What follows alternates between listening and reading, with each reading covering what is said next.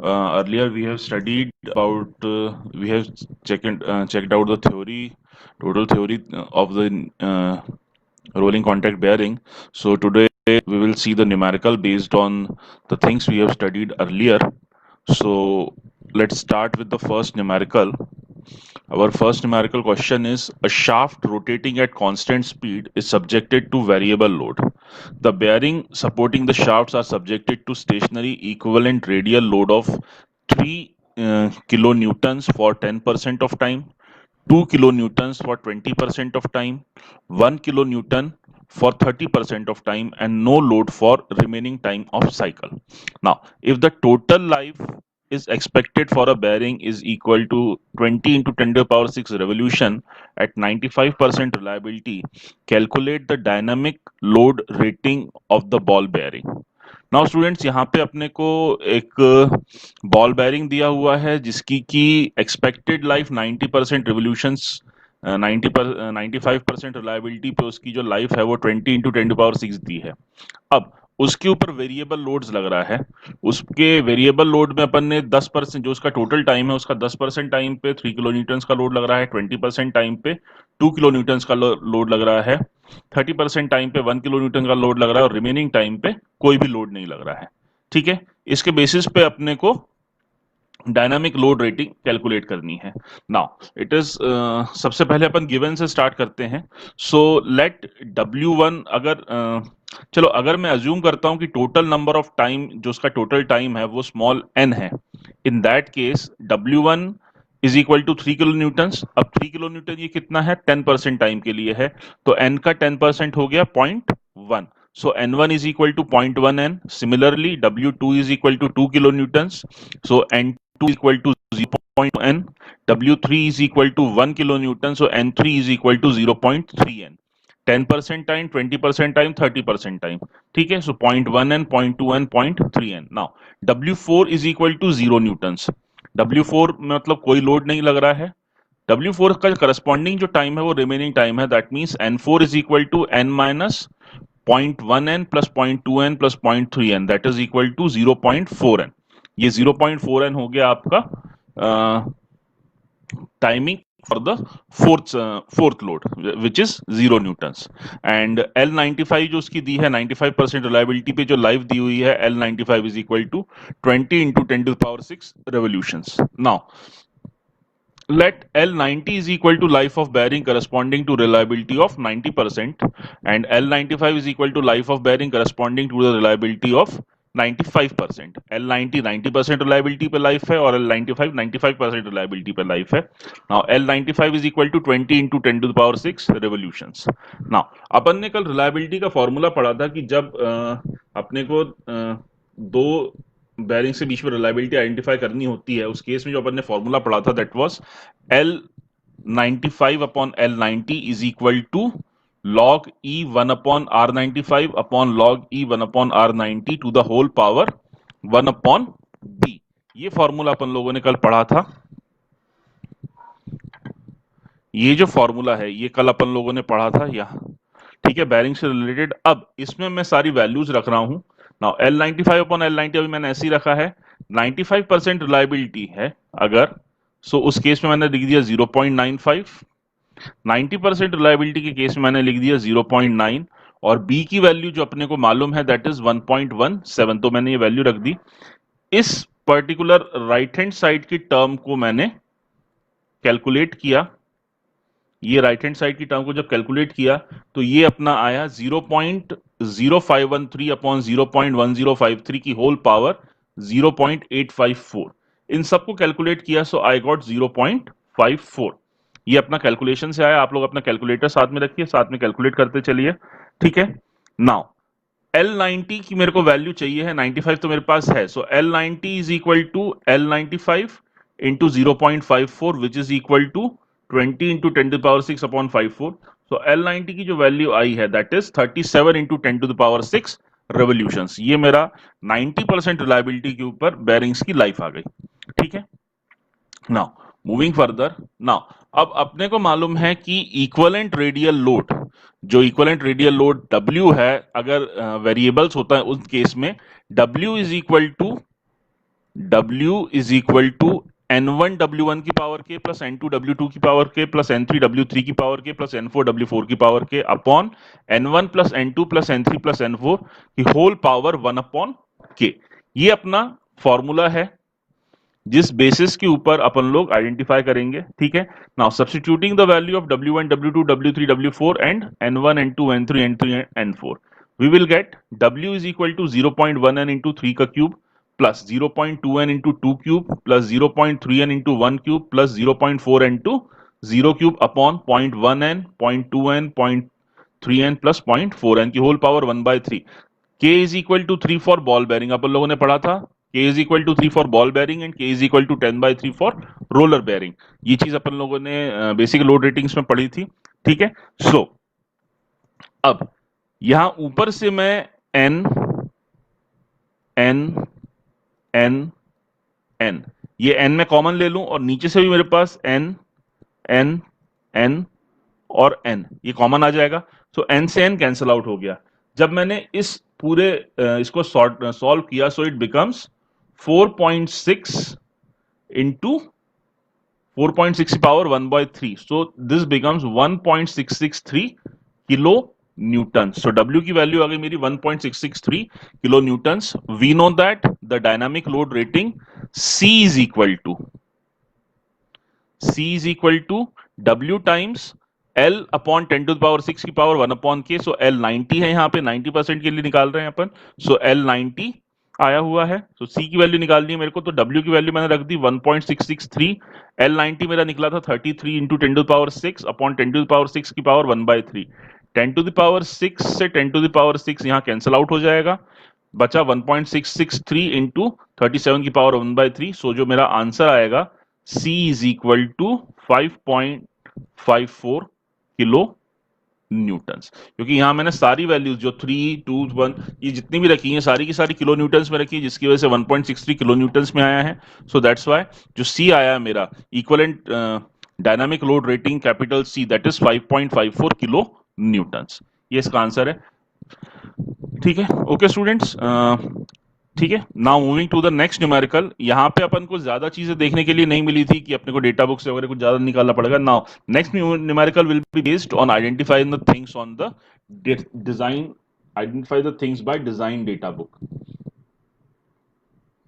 ठीक है, now next numerical is select a single row deep groove ball bearing for radial load of 4000 Newton and axial load of 5000 Newton operating at a speed of 1600 rpm for an average life of 5 years at 10 hours per day. Assume uniform and steady load. Now it is given अपने को एक single row deep groove ball bearing select करना है जिसके ऊपर की radial load 4000 Newton का लगेगा, एक्सियल लोड 5000 न्यूटन का लगेगा और ऑपरेटिंग स्पीड जो है उसकी वो 1600 आरपीएम है।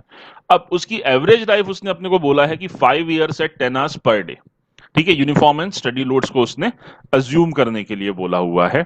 सो यहां पे अपन लोग सबसे पहले गिवन डेटा देख लेते हैं। गिवन डेटा में जो रेडियल लोड है WR is equal to 4000 newtons, axial load जो है दैट इज 5000 न्यूटन्स, जो स्पीड है that is 1600 RPM, average life is equal to 5 years at 10 hours per day and uniform and steady loads, ये इसने दिया हुआ है अपने को।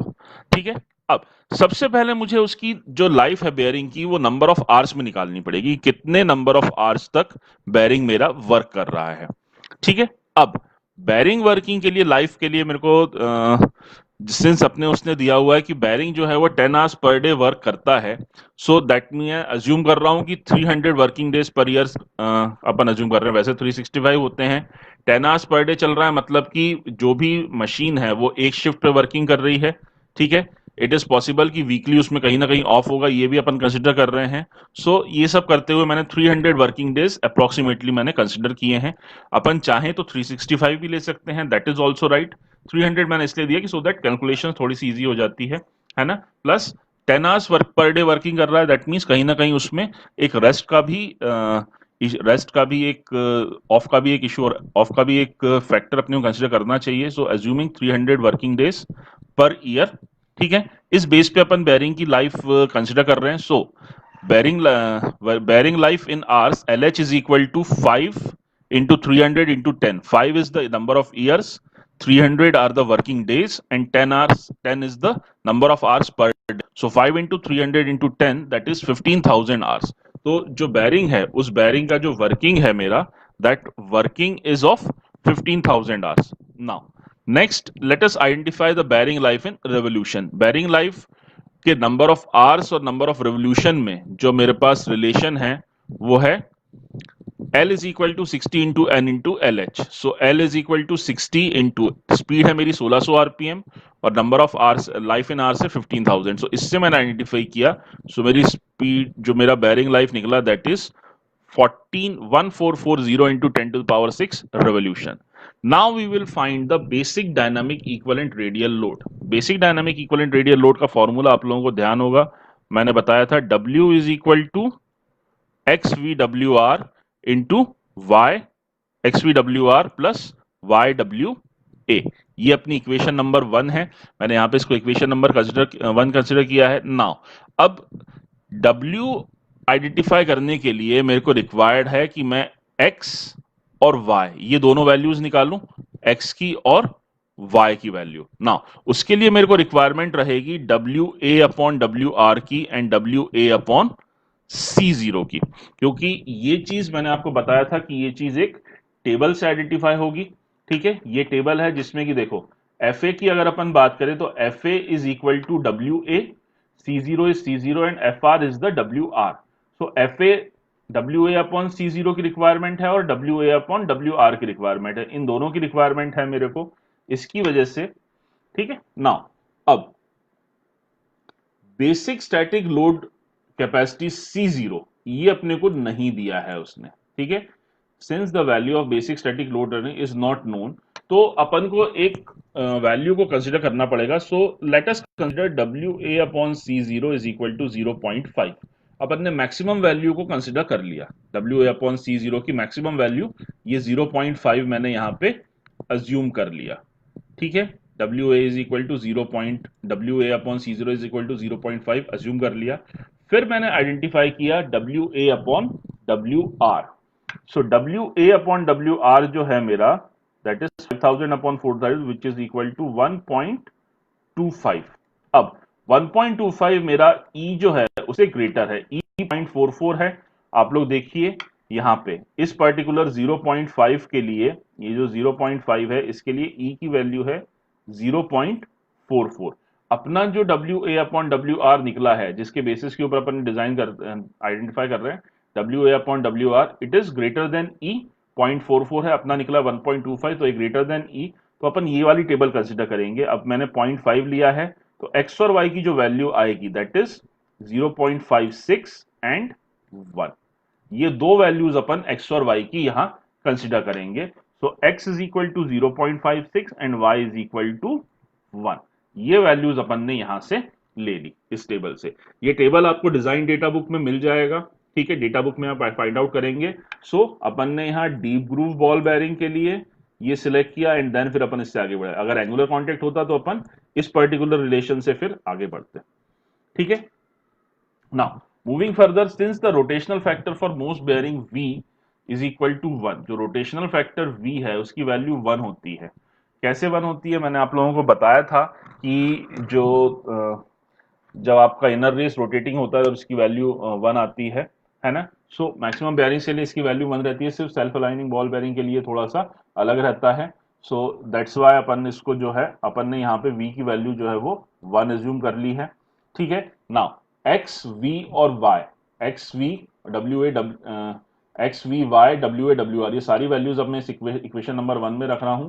सो X की वैल्यू मैंने 0.6, V is 1, WR is 4000, again Y is 1 and WA is 5000. ये सब जब मैंने कैलकुलेट किया तो मेरे पास 7240 न्यूटन्स. अब 7240 न्यूटन्स WA निकल गया, तो अब मैं निकालूंगा बेसिक डायनामिक लोड रेटिंग.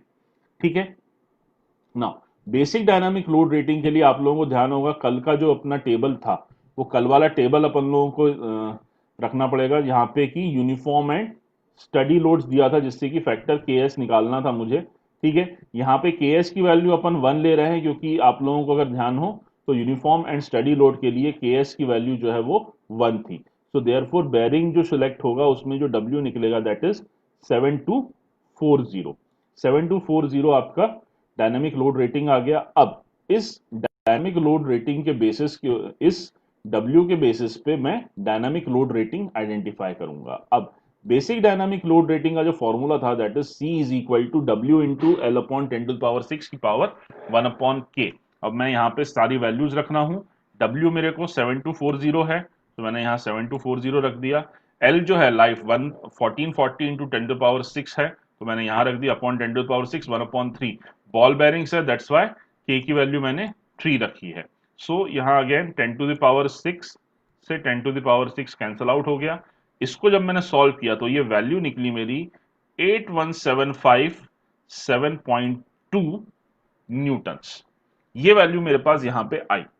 ठीक है, अब इस particular basic dynamic load rating के ऊपर अपन डिजाइन डेटा बुक से बेयरिंग का सिलेक्शन करेंगे ना। डेटा बुक में आप लोग जब जाओगे तो आप लोगों को डीप ग्रूव बॉल बेयरिंग्स के लिए इसका बॉल बेयरिंग्स के लिए बेयरिंग लोड्स और डेजिग्नेशन ऑफ बेयरिंग मिलेगा। वहां पे अपन लोग सिलेक्शन में जाएंगे। अब देखो यहां जो मेरी वैल्यू आ रही है सी की दैट इज 8175.21 न्यूटन्स। अब मेरे को इस बेसिस के ऊपर बेयरिंग का सिलेक्शन करना है। सो अगर आप ध्यान से देखें तो जो बेयरिंग नंबर 6315 है, 6315 बेयरिंग के लिए डायनामिक लोड रेटिंग आ रही है 11400। इसके पहले 66300 आ रही थी जो कि मेरी लोड रेटिंग से कम है। मेरा है 817। 663 के बाद में मेरे पास सीधे 114 आ रही है तो मैं बेयरिंग नंबर 6315 जो है वो सिलेक्ट करूंगा इस पर्टिकुलर ऑपरेशन के लिए। ठीक है, नाउ